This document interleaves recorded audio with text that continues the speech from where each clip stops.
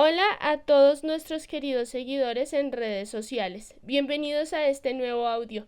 Mucho gusto, mi nombre es Miriam Buitrago, docente de la Biblioteca Compensar, y para hoy los acompaño con una lectura en voz alta a propósito del Día Mundial de los Docentes, fecha que se conmemora cada 5 de octubre desde el año 1994 gracias a una iniciativa de la UNESCO y que busca resaltar la transformación en la educación que han realizado los docentes y también para reflexionar acerca de las necesidades que tienen los docentes para realizar de una mejor manera su labor y sobre el futuro que tiene esta gran profesión. Aprovecho este audio para saludar a todos mis compañeros docentes en Compensar y también a todos nuestros usuarios que desarrollan esta hermosa labor.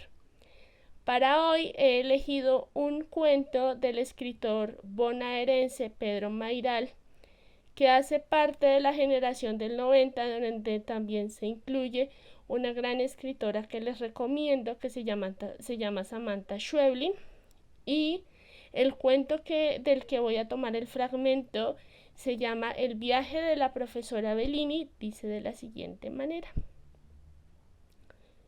La profesora María Teresa Bellini abrió la puerta del ascensor en el 5.º piso con la amarga sensación de que no iba a ser capaz de contar fielmente su viaje a los concurrentes de la peña. La doctora Loreto le había reservado ese miércoles para que contara sus impresiones de viaje por Grecia, y ella se sentía particularmente obligada a hacerlo bien. Meses atrás, en un descuido provocado por la copita de vino blanco que acompañaba a la empanada de rigor, la profesora Bellini había mencionado su intención de realizar el viaje. Había contado que venía ahorrando desde hacía 3 años y ya estaba cerca de alcanzar la suma necesaria. El miércoles siguiente, la doctora Loreto, que no solía invitarla 2 veces seguidas, sino esporádicamente, volvió a invitarla y le pidió que se quedara un momento tras la partida de los demás concurrentes. Cuando estuvieron solas, la doctora Loreto le puso en la mano un sobre y le dijo: «Tome, juntamos este dinerito entre todos los de la peña para ayudarla con su viaje». Ella primero se negó a aceptarlo y después agradeció conmovida. Sentada en el colectivo de vuelta, espió dentro del sobre para ver cuánto dinero era y lloró, mirando pasar las vidrieras del 11, porque era suficiente para completar los gastos de ese viaje que había querido hacer desde sus años de estudiante, y no había podido pagarse hasta ahora a los 57 años, cuando la decisión de su hija de irse a vivir sola le permitía ahorrar cada mes algunos pesos del sueldo que ganaba enseñando lengua y literatura en un colegio secundario. Hacía 3 años que juntaba la plata, a veces 100 pesos por mes, a veces menos, y miraba por la ventana de su cuarto el pozo del aire y luz, los cables, las paredes chorreadas, pensando que algún día estaría en Grecia. No sabía cuánto dinero había puesto cada uno de los integrantes de la peña y tampoco tenía manera de adivinarlo. Salvo la doctora Loreto, no conocía a ninguno fuera de ese ámbito, y todos ellos vestían y se expresaban en forma similar, sin indicios que evidenciaran su posición económica. Pero imaginaba que la mayor parte la había puesto la doctora Loreto. Sin duda había sido de ella la idea de juntarlo.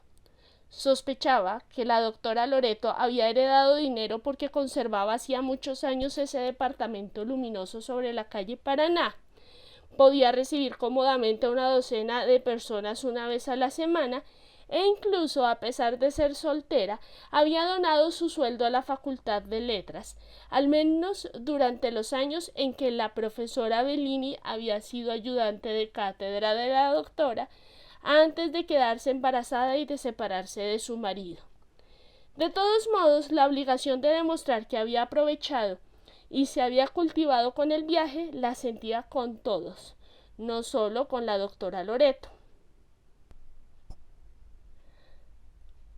Ahora, desde su silla inmóvil, durante la hora que duraría el almuerzo, con las palabras de su boca mínima, debía contar todo ese movimiento de aviones, ómnibus y barcos, esa multitud de paisajes, museos, ciudades, ruinas, hoteles y puertos.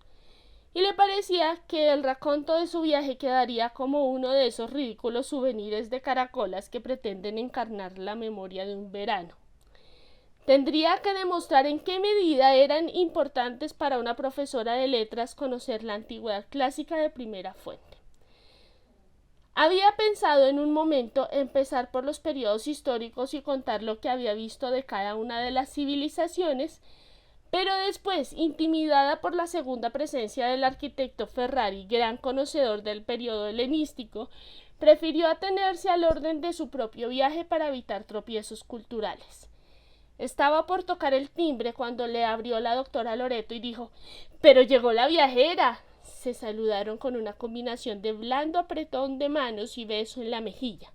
Las dos eran bajitas. La doctora Loreto ya se acercaba a los 80 y caminaba con pasitos cortos. La profesora Bellini se movía con la agilidad de los tímidos. Dejó su tapado sobre la pila de los demás abrigos y pasó al living, donde saludó a la gente que ya había llegado dándoles la mano.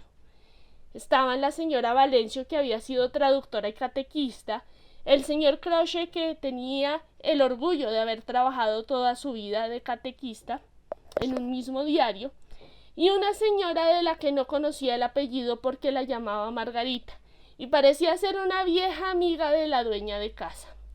La profesora Bellini se sentó rápido porque notó que había interrumpido una conversación. El señor Croce le dijo: «Así que estuvo de viaje».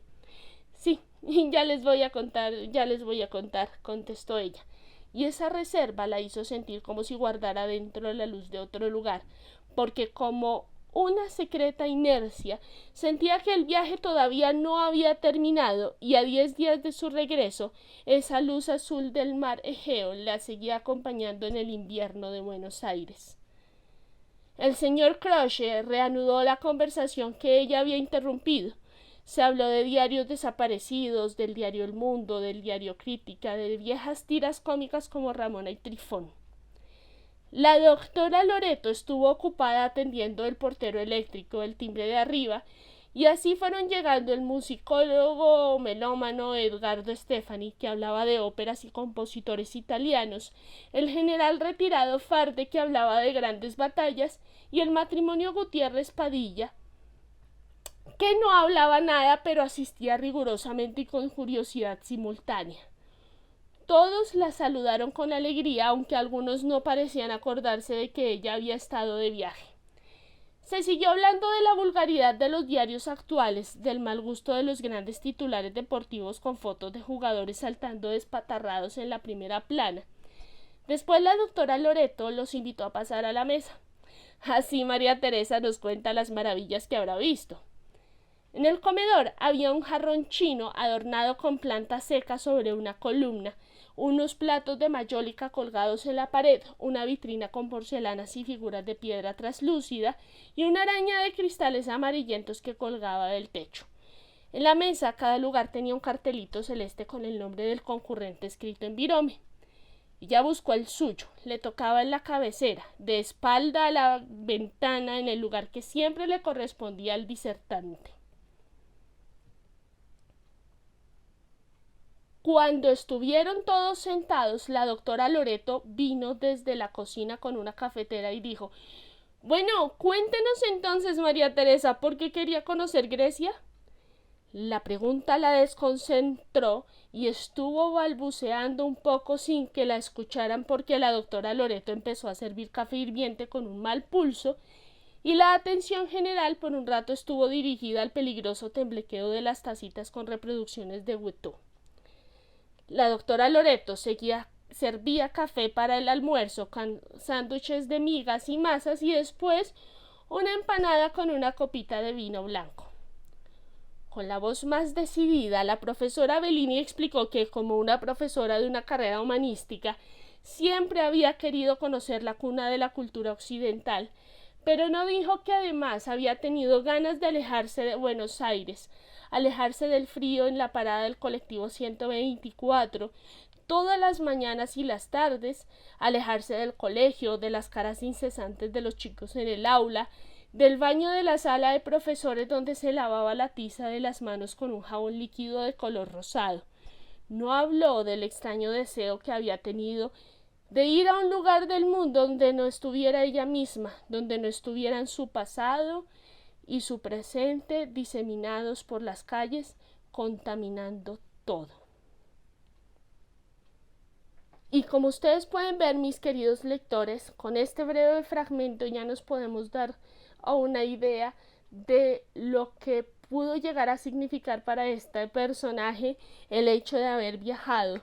Ustedes recordarán también siempre sus propios viajes y también podrán imaginarse cómo es el anhelo de una persona que además ha tenido contacto con la historia y las letras, y esa necesidad y esa posibilidad de ir directamente a la fuente y de empaparse de la cultura.